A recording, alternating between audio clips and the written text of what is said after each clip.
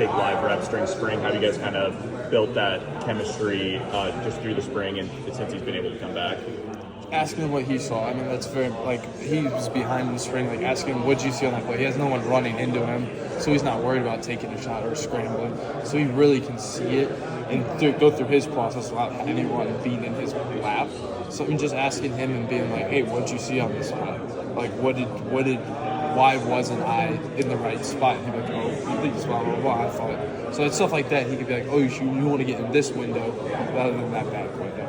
And then that goes into all that other stuff of how you can release better and stuff. Using him as that kind of perspective, what's your early impression of him before we got to see him really take live snaps in Kinnick or anything like that? You can tell he's played a lot of football. He's got, it's his 6th year now, so he's got a little bit under his belt. So, he's very good at communicating with it, and he's open to communicate, which is big. So, yeah. Just how as pivotal as that on-field chemistry is when you have a guy you've never met as of 8 months ago. What has kind of been that process like, building chemistry off the field so the trust is there more on the field?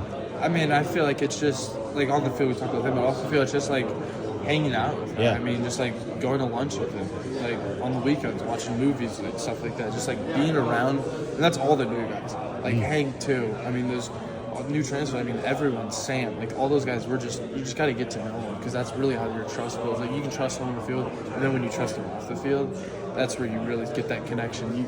It's fun and really trusting and hanging out with the guys that you play with. I mean, it's a good time. So you just going through that process. Addison said him and Mark went golfing. Are you part of the golfing gang on the team? Yeah, I can beat both of them. So. Well, I asked him who was the clear-cut best golfer on the team, or are you? No, I'm not the best golfer on the team, but I'd beat those two. Okay. Weege is a really good golfer. If you're going to talk golf, Weege is a good golfer. I feel like he's the guy